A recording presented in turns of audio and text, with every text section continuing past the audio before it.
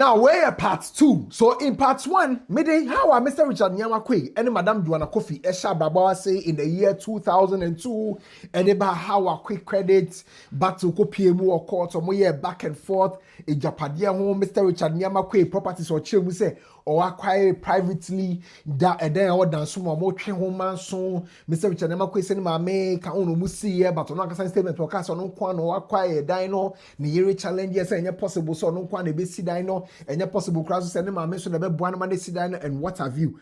But my catcher said it was as far back as March 2025. And a judge or say a seminal eso. His Lordship Justin Kofi Ekaye say our any dear a good ebani saying it's na judge no a cancer. I hire gossip 24. What done my message?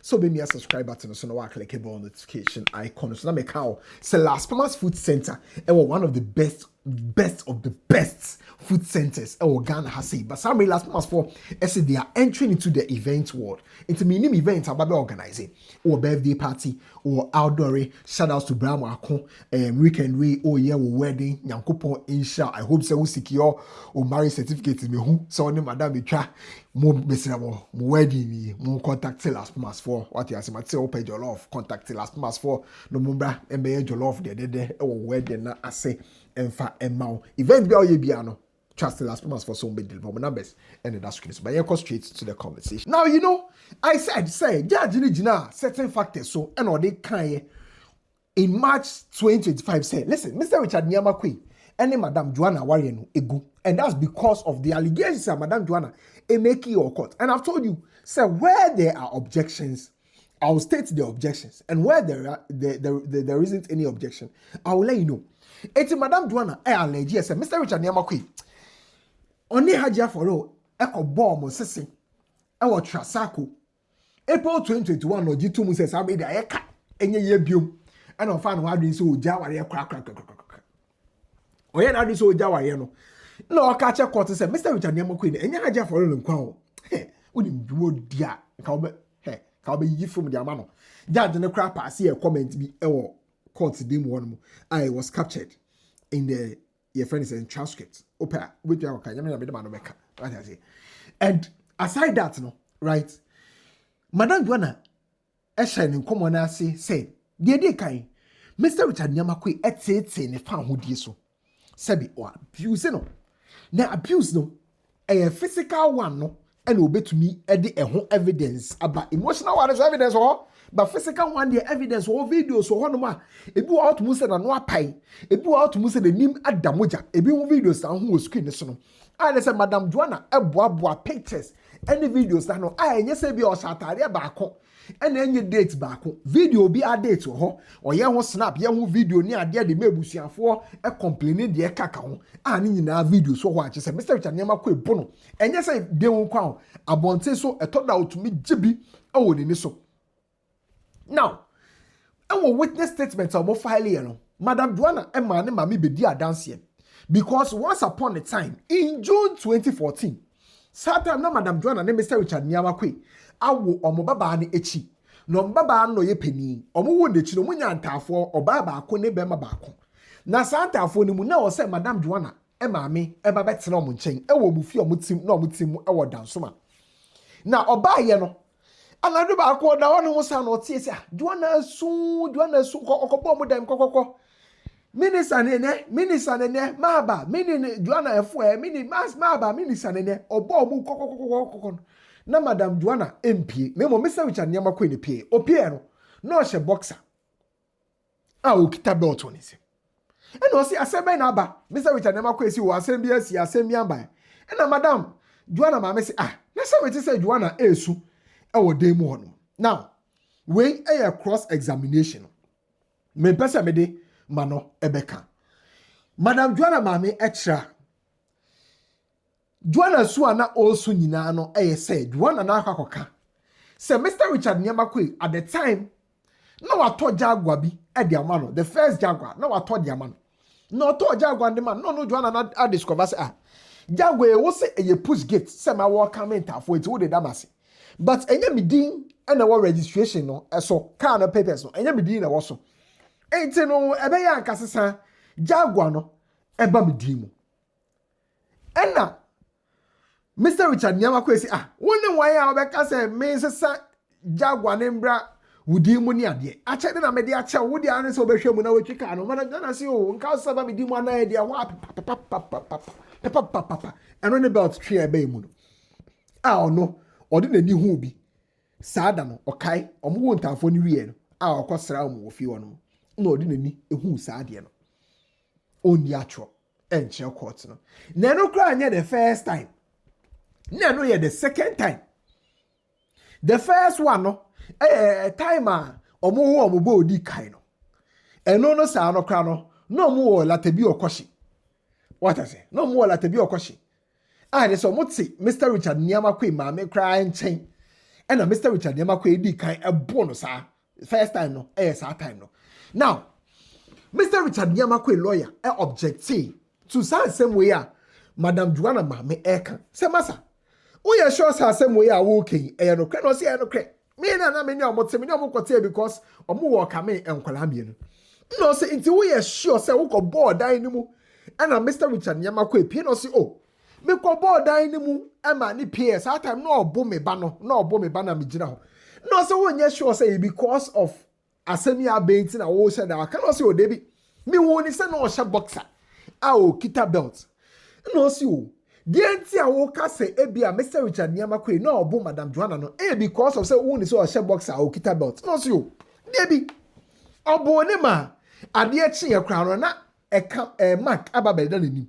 What I say ama just omo won kola nketwa nti no Mr. Richard Nyamakwe no to me kuno na lawyer ni bisa say to betumi aka month cro year cro anytime cro asem wesie. No see o June 2014. Okay, very well say June 2014. Na lawyer ni see o masa maona asem we Madam Joana Mamike otumi say asem iba court ntia e na oka kasa asem we di egu Mr. Richard Nyamakwe hu fi oyaw ahoye abi na wonimu enti na okasa no see o anya no kre sa ada sa ahoye abi wonimu ahoye abai na wonimu ahoye abi animu enti ho no Madam Joana Fred dance for ma ne bai sa dance for yi papa ye friend Mr. Alfred Ankra. Now Mr. Alfred Ankra obi a at the time asem bebe pie mu okoti no na Mr. Richard Nyamakwe yonko for almost 15 to 16 years aside ayonko fa na do mutim no na watena Mr. Richard Nyamakwe and Madam Joana enchen for 9 solid years. Every Friday bia ono na okọ deposit ska to Mr. Richard Nyamakwe account mu on Mr. Richard Nyamakwe na ekọ na eba eja omo na mutifie ba akomu with Madam Joana inti akwa say oyo ebusia no best ba akope. Now court no efre Mr. Alfred Ankra no and Mr. Alfred Ankra si ono obetumi edi adanse say we are witnessing numerous times Mr. Richard Nyamakwe abo Madam Joana and the anyasem ketwa or the belt hook no the bono sometimes call no Alfred no and the bejina hono mo eso Richard so cafe na kai Richard bien Richard here Joana ono na yo ben timbe ebe pata. What I say on the ben timbe pata now some time ago be cry no na Richard epese obo your friend say Joana because Joana akwakoka ache ne maame say ono Joana ne ma Richard sika e ma ne be ye quick credit no enye ono Joana ne sika ka Richard no ehwan ono Joana ne ma Richard sika man be ye quick credit no and then Richard in fane nye de hwe that time no na e ka de se ka enye no Alfred ni wo hono ma e ka Richard bo be po Joana no nke nya asenketwa osaso kai say some time ago bi Christmas time ohu ye o shi agena na moja fini wini mu ba na ni ma hono Christmas time there's a movie party ba wan kasa na dia site wan kasa dia chi na obi say dwana sa na enra mi hu say moja fi wini ba we ni ma asema na si ye o si omunya accident no say dwana asem we okay dia me nya sure say no there was another occasion biom there's a Richard abo Joana awo ono Richard ne ma mi fie Richard ne ma mi anim obobo Joana ni tietia no rough ono Alfred na eka Richard Ponji chim obobo Joana ne ma na nya asangetwa awo Richard ne ma mi anim na temdie die say cause verbal abuse na say do ka po de Richard dey offer ne kwa egu ne bag mu say we koko bottle no egumu atemdide de nye mekai atemdide ba ko pa mekai pa ne say ono Richard ne say na sa why dey yan sebu no ositi I have quite a few times heard him say in the presence of the petitioner, which in this case is Madam Joana, that because of the lifestyle, said ono Richard the person living a life in it, you know, he regretted getting married, and that marriage is useless. And that he would one day divorce to have a single life. Because according to him, no, our area is a prison. Our area cage, you know. If you don't reach any other way, Sikenia or Cobet me dinner corner the any idea. Nasamri or no Obabe. Massa, and Cobet me, Massa. Cobet me a gin and the cacao. By the way, you know, our area cage in the cacao. But yes, now, do I see you? Mr. Agra can't attempt the dia semi-crown amanakai. In 2021, that's January, February, March, April, May, June, July, August, September, October 2021, 5th of October 2021. Or one more, and Richard sent the message.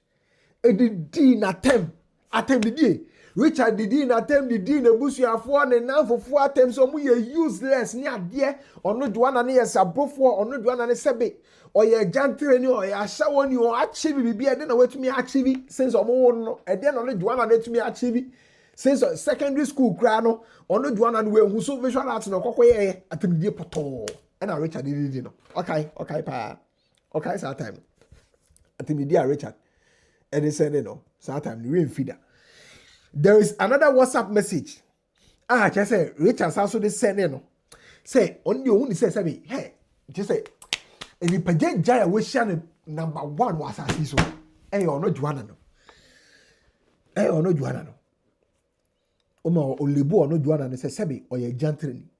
Now so and now send you about court Richard didn't give for evidence back home back and chess and pass on no Joana no. Eh gently and so no Joana ne for Richard the cheat that. Now so in that same message, Richard ekache on no Joana ne say on no Joana no esrea. A kind of a shower nibi. Oh, and I'm trying to meet our court records. He must say, when you laugh. It reminds me of some prostitute I know who was sleeping around with all the men when she was young and got married and was sleeping with the husband's boy in the house as well. And then he had the balls to say she wants a divorce because the husband is having many girlfriends. I will link you to this woman so you people become friends. LOL. Richard, allegation on the two on the Joana. Minister, I won't tell I'm breaking it down, but remember. So my catch say Alfred Ankram, Mr. Richard Nii Armah no body on Nancy for 16 years. Or no, any Madam Joana no, etna ye no. Alfred no more betna for 9 solid years. Into Alfred, no Mr. Richard Nii Armah no a boy. I know no mutifi. And Mr. Richard Nii Armah say, so Madam Joana ne seria a kind of a shower nibi. Obey your mind, sir. And son or worry a crown or no. And then the kunu boy ada. So what you say? Pay attention. Also pay attention in class. So school fees in betum. What I say? Now so Sasha won yenya kukudo so pay divorce because ne kunu have many girlfriends. And this is Mr. Richard Nii Armah alluding. It's a make say the omu counter or court in make acho. The omu counter no womanizing party no be an counter or court. But Madam Joana requesting or court him say, Mr. Richard Nii Armah in fact evidence in by chest of funny cheap. Now the organ and pass away. There was nothing of the sort in the courts. But Mr. Richard Nii Armah is sending a certain degree. Is sending a certain degree. After the day, no, I limited to no Madam Joana Nenkwa. In fact, Mr. Richard Nii Armah, there were times that or extend at the day to never pampo. Now there was one time. There's a Mr. Richard Nii Armah, a friend in mammy. I catch any mammy say, didn't could attempt in mammy pharmacy, no command kunu. Mammy Nakasa Jitu Musampa. Oh, one woman, Mr. Richard Nii Armah, friend. Only they can say, Mr. Richard Nii Armah, went forward, they didn't tell me, can I come as well, same near dear say, oh, Nipa Jane giant that is sending up Nikuno, no catch and offer and doing command kuns and Niku, the most stupid person. I wish you know. Offer to be command kunu or the smano. Offer command kunu.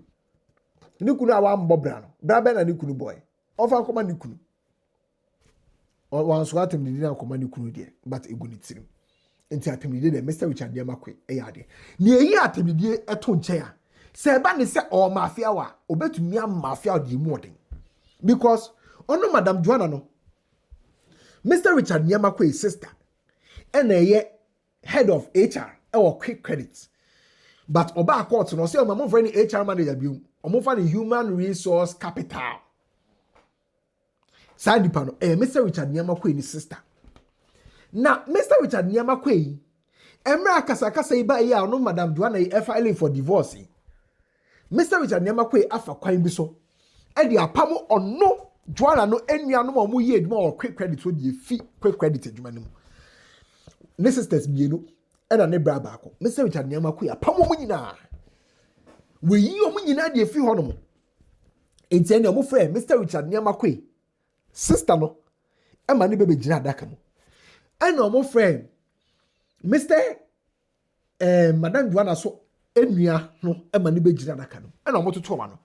Now, omo bisa Mr. Richard Niamakwe sister no oh ye HR capital no say yes no what can you say wo and I would letter edi yi Mr. Richard Niamakwe eyere Madam Joana sister edi fi edwuma no see why no mo say emra wo yi na fi edwuma no wo try you say e due to redundancy nti and I wo yi omo edi fi edwuma meboa no see why me na me throw letter no but me kai say ye pamo mo because of redundancy ye pamo mo because of non-performance no say o pamo because of non-performance na redundancy no so dey be redundancy me kada say ye redundancy so hwemu a e non-performance and I me try wo me witness statement no so no mo mbo mo ho modern nti na wo say pamo no so ye sure no say okay letter wo throw ye e de pamo Madam Joana, her sister Rebecca, Enye. Letter ni date was here 28th of June 2021. Okay, I say a letter we. So one our signature chassis. No see I make. Letter ni head in here then. And also termination of appointment, redundancy. No see okay. Now so him say nkrofo ofa mo meduma as far back as October 2010. Eti we nya time bia mpamo mo say. Emra ne sister I can't say o divorce mo boss Richard Niamakwe no around that time no na otu a letter say redundancy to the year already and now redundancy letter in here redundancy what you say saying o start to state Ghana Labor Act and the chair redundancy no what you say why and now otu a letter no say redundancy after na HR ejina honom so okay, say non-performance na redundancy. No, must be. Now they say, Mr. Richard Niamakwe, and they catch you say ye, Madam Joana nuanu because Madam Joana are filing for divorce. Now money in na swap PBR because even before and after, say Mr. Richard Niamakwe, Madam Joana nuanu no. There is a WhatsApp group, and there's a WhatsApp group no. A dear that WhatsApp group no, coffees. Right, Sarkophis group ni mo no. Mr. Richard Niamakwe send a message edit to honum say obey yi ni nuanom yi na Madam Joana nuanom yi na de efi adwuma no mu. Ena panyampa in June oyi omudi fi adwuma no mu. In July 3rd of July 2021 ena oba sa group ni mu the coffees group ni mu eba be troye say momo nenam ena mo de letters ne kokoma matamfo e ka che matamfo say me na mapamo me mapamo mo nenam na mo tom ya matamfo say me ha me yiri nuanom ena mapamo mo nkoso emfa me ho. That message was sent to the coffees group ni mu on the 3rd of July 2021. That means Mr. Richard Niamakwe no o said that and oyi Madam Joana enuanom edi. And I also said that letter. And so we didn't have a say. And your redundancy, so you call letter no. Na letter ni say redundancy. Let's say Mr. Richard Nekache will say you medinti na you medino. No more excuse HR officer. And when Madam Joana, sister, and then the mama, Ebabeka say, and ya no kwa. Say the sister simple the other chomo. Now Mr. Richard Niamakwe no, on mafia Madam Joana ne papa and so eka ho. mafia or no Madam Joana Mamma so car and sisters in your mother. Some papa fi quick credit. But say bano Madam Joana papa and mamia. Eliano. No more 300 Ghana cedis. Monthly allowance. Mark Biano was sending them 300 Ghana cedis. Obetwemu. Every year, the normal bonus 4,000 Ghana cedis. Ne mabu. Na omo health insurance. Omo daso. Omo do omo ko hospital, particular hospital free. Otwemu. Afa kra so no ofre e ka kire Joana papa se so ye rofa. Oba be jika ne die finisi. Oba pa pa. Ojika ne die finisi. Ojika no edifini on top of so pamo nimba edifi quick credit on and also jika no edifini and na Joana so epeja ne say he ono kra no wenya ne first year of the mafiament che say nimba no efidin fi right nimba ne fidin fi Mr. Richard Niamakwe no peso betua to the extent that Mr. Richard Niamakwe instructed school nimba ne echo started with alpha or instructed school ni say ma school ni mom feeding aduane biom into school so send Madam Joana the message WhatsApp message na school so send your message say Madam Joana okunu say ma o mani feeding biom temesra o mani yet me feed your fiti and neko Mr. Richard Niamakwe na o delay on Joana ni chop money ni mano mu feeding fee o school fees no delay even at the time na assembly work court dem wo no mo kakra no na enkwala no for a particular term e term no na omu feeding fee a delay omu nti omu feeding fee for that whole term now they say the enkwala feeding kwa to nchen ya ono Joana no some time ago right and this was in November 2021 10th of November 2021 ono ne enkwala no at the day around 10:30 p.m. and Mr. Richard Niamakwe eboru efi hono oboru afi ona e member kan ne ho a omoba fi akokofa order and I just say omutwa dono omutwa don ne locks zi enkwala nada o enkwala nada e wo fie na omutimu oda nsoma no and machine si so zi and omutwa locks no 10:30 p.m. no omutwa locks adenimu a sa asem we yesi ewi o matwa locks na ewi o edemu a in July 2022 sa July 2022 e kan wasem na Mr. Richard Niamakwe efri fie April no ama te say ababa ye 1 year 3 months sa July 2020 na Mr. Richard Niamakwe afrefie say oh minim say you divorce there but enkwala no mo ko vacation ewo me ma me hono mo kon spend time mo ma me hono mo kakra ono Madam Joana na opportunity o ma enkwala no call Mr. Richard Niamakwe ni ma me ho sa na Mr. Richard Niamakwe na fa ne ho adwen say on the 29th of July 2022 Madam Joana ni frifie kakra ekose ono Madam Joana no emaame okosra ne maame mo na owa ne maame mo nchen ewia onka bi nhemu na je say enkofo bi etikia pick up truck bi mu omo ti bi mu aba ne maame fele no aba beto efie aso me bag e de atoto to yi nyoma fi no say ene ma be nie ni order force na why na de nyoma we aba beto ase obia bi enyoma ne mu hwe ya na say ono Madam Joana ne enyoma ewo edan ya otemu wo dansoma na Mr. Richard Niamakwe earlier in November 2021 10:30 p.m. ode machine be si so ema obi twa locks no sa dan na Mr. Richard Niamakwe abem de say Mr. Richard Niamakwe ebebe yi ono Madam Joana no enyoma de free dan ni mu ede macho boy say ebebe yi nyoma na free dan ni mu ade nyoma na go car mu ede aba ono Madam Joana no maame ene ne papa bebi omote abebe yi nyoma na gu ono Madam Joana no eso ewo ho mbe yi nyoma na gu ne so wo ho ni kuku nsaka de wo mu ino mu ye di gu ho ma no eno mu tu car ne pa ono Madam Joana no drive call efi na wodan so ho no na de say efi ono Madam Joana ni efifi ni mo de remote tumu no sami omo di chain chenche what was the chain na that bi nyakopo de beti chibo nsam de na to amna donko mu sa chain ni bi no mo de ato dan no sia ehene ha edan me da so tim me nyoma da so gum wo be be twa locks de kra me ka hwe wo ma obi besisa do no ne ade me ka hwe because edan ye matwomoni ahom no na we fifie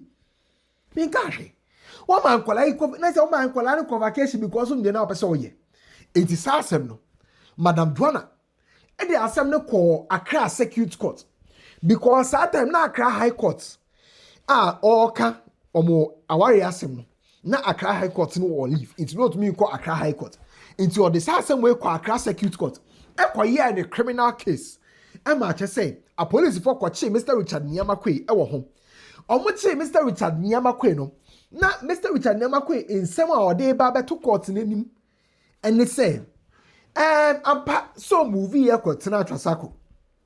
Na if you court na mo Trasako no. Or the kwaye collateral e de Jebosia. Na nipa na or the Jebosia wo de hono no. Nipa na ba so ba occupy efie no. Into no Mr. Richard Nyamakwe no. A person so ever back to efie na wadan so no. Na previously no ne Madam Joana eti efie na wadan so no. Na Madam Joana eti ne dodo. Enti oba ankasakasa enti na okotena efie na Trasako no. Ba sa me efie na Trasako no. So de ekwekosi awa na nipa na de kwaji collateral no ebetu na efie ni mu dia. Na wo so back to Dansoman. No nim so say Madam Joana e wo ne maame mu ho. Efe na maame mu tim no ono a Mr. Richard Nyamakwe e na gi efe ni maame mu. Enti Madam Joana wo ho a obetumi ayi nyoma e de akwa ne se na be yakasakasa embo mienu ntim. Enti ono de or file for submission of no case. Na judge say e ne ha. Submission of no case say in the first place to boss. Madam Joana is saying for now te. And na Madam Joana say o. Essence Mr. Richard Nyamakwe e di chain e locking e dan na what down suma no ntim. We tumi anko dan ni mu. Enti oda ne maame mo nchen. Enti ne maame mo ho na oda ye no. Ne cousins wo ho, ne sisters wo ho, ne papa wo ho, ne brother wo ho. Enti ono Joana oda form. Na just say what da form say? Mr. Richard Nyamakwe, pedan ma Joana. Da be na be pedan ma Joana. No si o ma ona. Mo ma ye 10 days na ye pe baby ma Joana. No si okay. Joana enkwala no wo nchen. Enti Mr. Richard Nyamakwe e be rent a 3-star hotel e dia ma wo.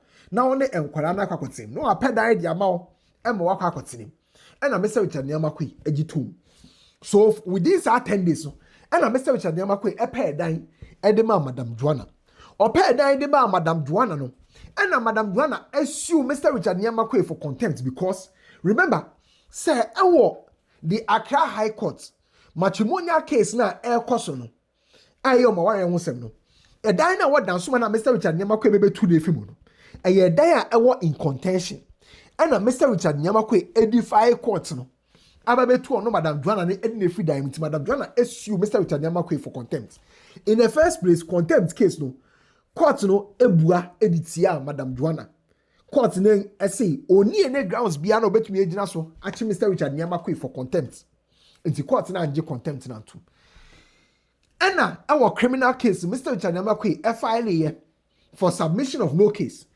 And I know the circuit court in this matter. Oh, case I was a Becca. Brana Becca case, no.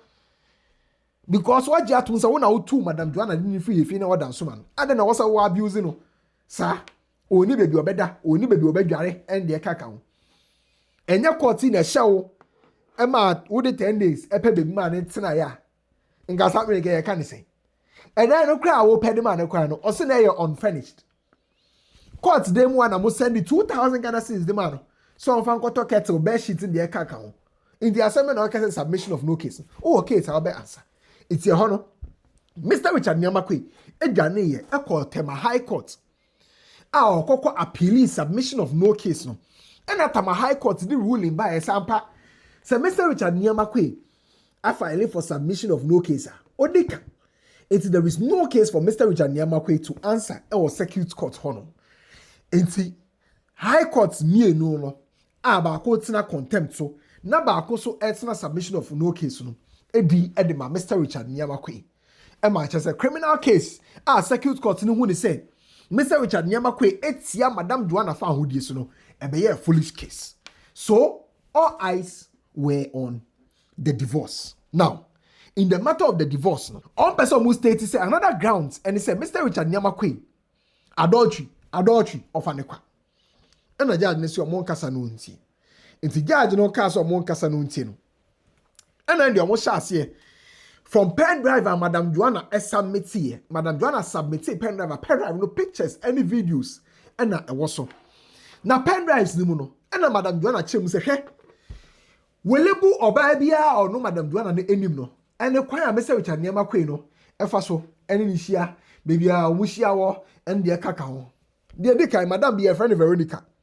Sa Veronica are very close to Mr. Richard Nii Armah Kwe. To the extent so only Mr. Richard Nii Armah Kwe mame and the sisters aba befa yon kope. Veronica no kwa bonti akwa plastic surgery kra na. Mr. Richard Nii Armah Kwe mame and the sisters eka ho bi. Mr. Richard Nii Armah Kwe ato elantra. Edi a je say elantra na ye omo dia o, e omo ka o, omo ka. Omo ebusu emu ka. Mr. Richard Nii Armah Kwe adane kan dia ma. He, wadane kan dia ma Veronica. Enya no kwa. Gia bi wo ho, your friend Rose. Madam bi wo ho, your friend Nafisa. Wa Instagram de obehu no. Madam bi wo ho, your friend Nanama. San crofo we nyina, Mr. Richard Nii Armah Kwe. Atoto cars amomo, wa rent dan di amomo. Wa rent dan di amomo. Ah, wo pictures ni videos ni bi wo ho no betimi di ache. Na de odimu titi magadim gadem. Hajia for him. Hajia for him podie. Edaye wo Islego Trasaku, Mr. Richard Nii Armah Kwe ama hajia for la kwa kotre. Mr. Richard Nii Armah Kwe asaso ama hajia for him. Range Rover Vela. No madam. Joana ni nim say Range Rover, Mr. Richard Nii Armah Kwe time what dance so man no toye. Mr. Richard Nii Armah Kwe asaso de ne Bentley. Ama hajia for li trip Bentley ni was street so or evidence. No be sha say if Range Rover so. Range Rover no register no 2020 registration year M 2020. I guess a Mona 2020. Now our form A from DVL for between the chair. So what car no registration documents from DVL a chair say nipa car ni any day where black and white a colored copy no diaba. Car ni nipa any day.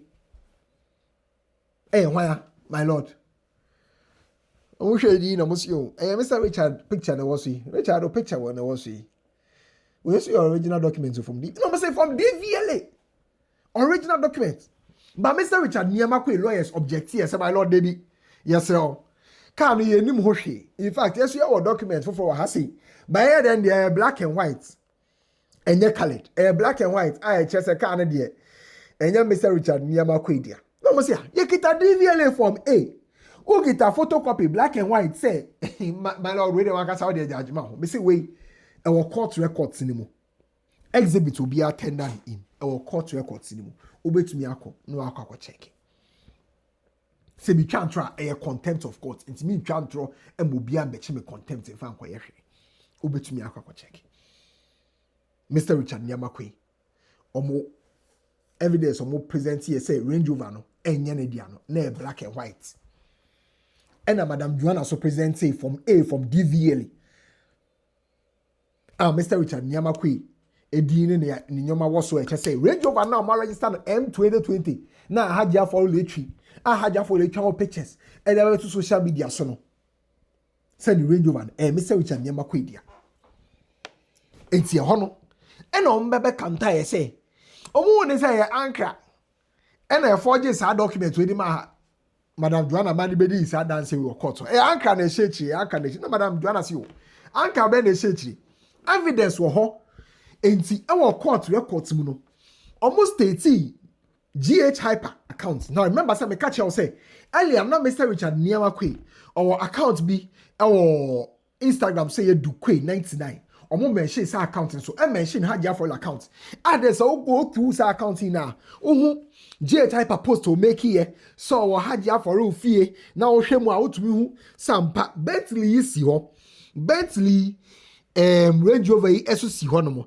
esi mansion hajia for o cha ne mansion but mansion Madam Joana say Mr. Richard Nii Armah Kwe no Madam Joana na dia on matrimony one of our matrimonial homes no e is Trasaku ho no mo and hajia for akwakote cars no omo cars and hajia for parade ni say ne car Bentley hajia for le Q street so my GH hyper posting hajia for cruise on a Bentley muni ade sa Bentley Kwe aso o hwe video ya ho skini so GH hyper no mo ye events Mr. Richard Nii Armah Kwe fie e wo dansoma oni Madam Joana fie na wo dansoma no mo ye events ho otumi hu cars on my line up hu Bentley ni wom so Rolls Royce wom hu cars no sa Bentley Kwe aso and in the year 2026 omo ye lunch for Gomwa Easter Carnival yi ayebapa honorable Kwame plus Elanchi ya wakre.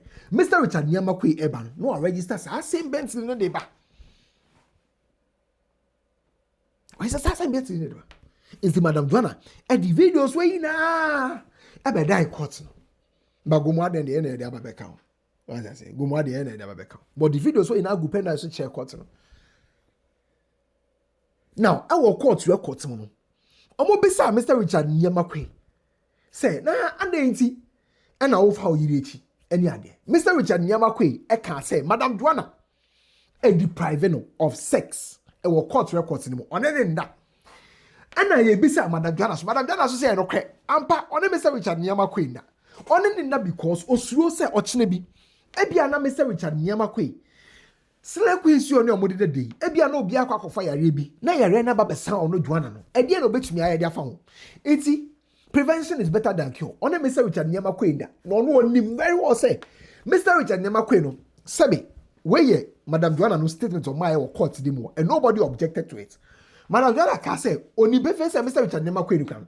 Otumi eye party. Na wato nsa e de afre e ma binum more of the old profession no ma ba. At the end of the day no Mr. Richard Nyamakwe you have fun. Into head and next in the pabisa e kokoda. Eho and I'm afraid Alfred Anchor. Oh, name Mr. Richard Nyamakwe and Nancy for 16 years. No, name Mr. Richard Nyamakwe ni Madam Joana Nancy here for 9 years. Mr. Richard Nyamakwe alleged say Madam Joana and the boy be other. Nasa our boy ye would ye ni share. Now there's any 4 years allegations in the Alfred. Now Madam Joana requested for evidence. Evidence be to me PM or court on and also be to me I can be our court them one.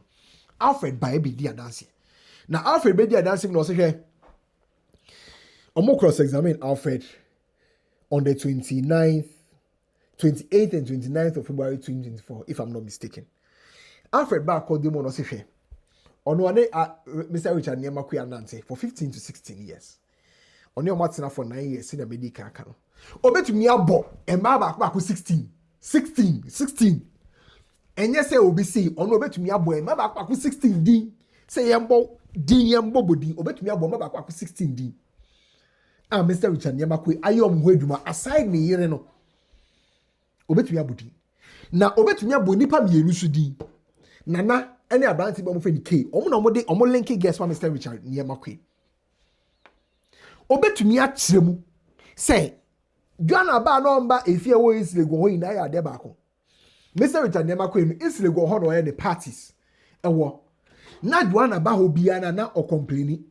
What I say, Joana ba no ya to jene ye yusi ensa why enya Joana no so no shopping no Joana ba no obehu condom ye yusi bi ye jabi wo ho no na e de akasakasa aba enti o mba na akasakasa abeba na ne chop mo de delay e wan kasa so kra no na ma na Joana si ne je ho no because bedroom so esa asusu enti na ya another excuse enti a no ntina ho but anytime ba ho bia no de na ni hu no na enye ne fe enti no mpese ya obeba ho no eno de ono Alfred Anka betuaka na kotisi Alfred that's me okay this was not so and serious na kasankasa podio I think so abebeka he ono nenim na Mr. Richard Nyamakwe ka che ne say Veronica ni say you know once upon a time or the Veronica ni sie ye e wo dem what you say just na Madam Joana e wo around near there Madam Joana kwae no e na okrokro Veronica ka che Veronica say oh Madam Joana wo ye kra no ma ade bia ato no e wo ne ba ne hu nti no to ni Madam Joana kra me say wo transcript no o to Madam Joana kra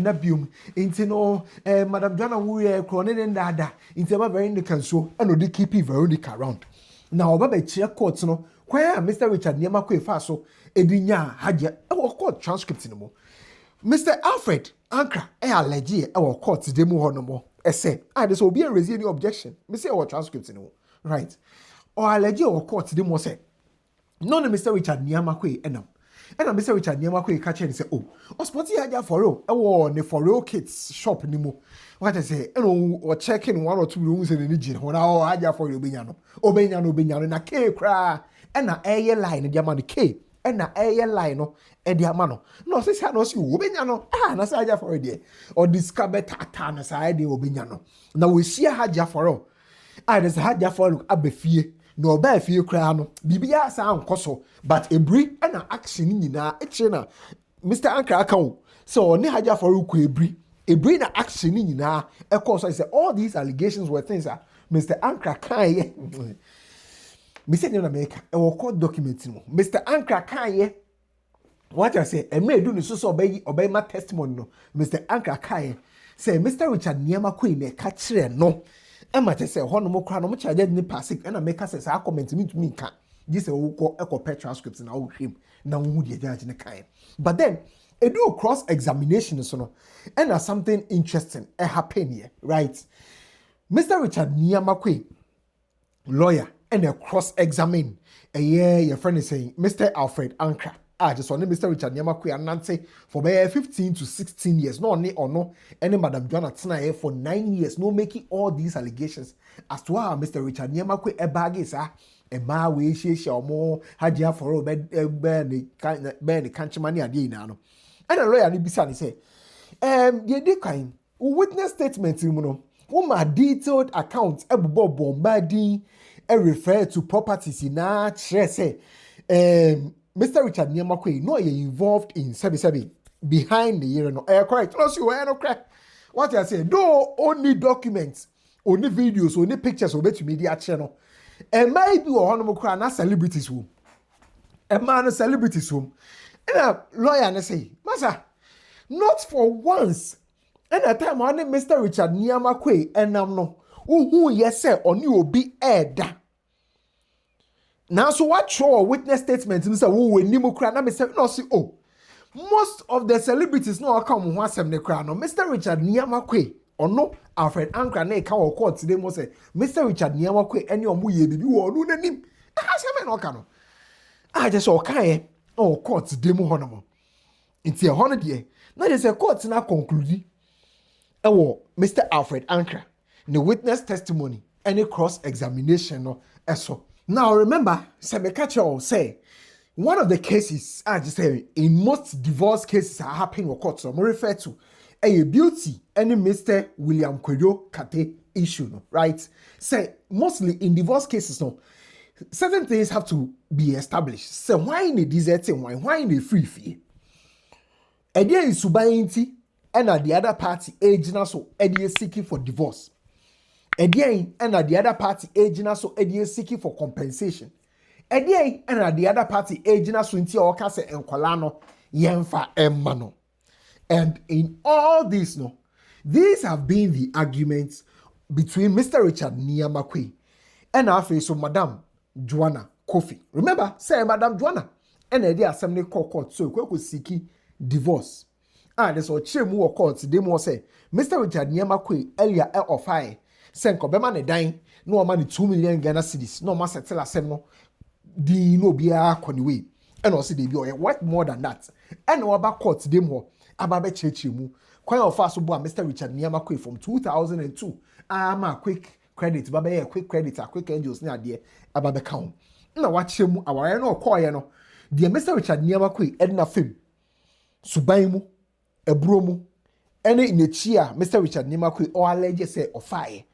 And the reason that Mr. Richard Nii Armah Queen so my say the anti on to meaning the ancient because the didn't per se on in the beshia. And the reasons are the year no my and a judge no etna city and same way no or they buy in March 2025 say our already a go. So what was the judge's final ruling? And again in the judge Nijina so a demand the final ruling on the 20th of January 2026. Ahaya Gossip 24. Mame Faonko, part 3 of Mr. Richard Nii Armah Queen versus Joana Kofi.